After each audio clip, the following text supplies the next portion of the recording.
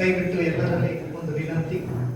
ಕಾರ್ಯಕ್ರಮ ಅತ್ಯಂತ ಅಚ್ಚುಕಟ್ಟಾಗಿ ವ್ಯವಸ್ಥಿತವಾಗಿರೋದ್ರಿಂದ ಮಧ್ಯದಲ್ಲಿ ಯಾವುದೇ ಅಡಚಣೆಗಳು ಆಗಬಾರ್ದು. ಆ ಒಂದು ನಿಟ್ಟಿನಲ್ಲಿ ದಯವಿಟ್ಟು ನಮ್ಮ ಮೊಬೈಲ್ಗಳನ್ನು ಸೈಲೆಂಟ್ ಮಾಡಿ ಇಟ್ಕೊಳ್ಳಿ ಅಥವಾ ವೈಬ್ರೇಟ್ ಮಾಡಿ ಇಟ್ಕೊಳ್ಳಿ ಅಂತೇಳಿ ವಿನಂತಿ ಮಾಡಿಕೊಳ್ತಾ ಕಾರ್ಯಕ್ರಮದ ಮುಂದಿನ ಘಟ್ಟ ಕರ್ನಾಟಕದ ಪರಂಪರೆ ಶರಣ ಸಾಹಿತ್ಯ ಪರಂಪರೆ.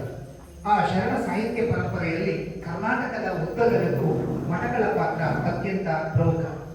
ಅಂತಹದರಲ್ಲಿ ಪರಮ ಪೂಜ್ಯ ಶ್ರೀ ಶಿವರಾತ್ರಿ ರಾಜೇಂದ್ರ ಮಹಾಸ್ವಾಮಿಗಳ ಈ ಒಂದು ಪುಣ್ಯ ಸ್ಮರಣೆ ಹಾಗೂ ಅವರ 110ನೆಯ ಜನ್ಮ ಜಯಂತಿಯಂದು ಈ ಒಂದು ಪ್ರವಚನ ಕಾರ್ಯಕ್ರಮವನ್ನ ಮಲ್ಲೇಶ್ವರ ಸ್ವಾಮೀಜಿಯವರ ಸಾನ್ನಿಧ್ಯದಲ್ಲಿ ನಾವಿವತ್ತು ಹಾಗೂ ಸಿದ್ದೇಶ್ವರ ಸ್ವಾಮೀಜಿಯವರ ಸಾನ್ನಿಧ್ಯದಲ್ಲಿ ಇವತ್ತು ನಾವೆಲ್ಲರೂ ಕೂಡ ಸಾಕ್ಷೀಭೂತರಾಗಿದ್ದೇವೆ. ಈ ಒಂದು ಪ್ರವಚನ ಕಾರ್ಯಕ್ರಮಕ್ಕೆ ಮೈಸೂರಿನಿಂದ ಆಗಮಿಸಿರುವಂತಹ ಶ್ರೀಯುತ ವಚನ ಕುಮಾರಸ್ವಾಮಿರವರು ತಮ್ಮೆಲ್ಲರಿಗೂ ಕೂಡ ಜ್ಞಾನದ ಪ್ರಸಾದವನ್ನು ಬರಬಡಿಸಬೇಕು ಅಂತೇಳಿ ಅವರಲ್ಲಿ ಕ್ಷಮೆ ಇರಲಿ.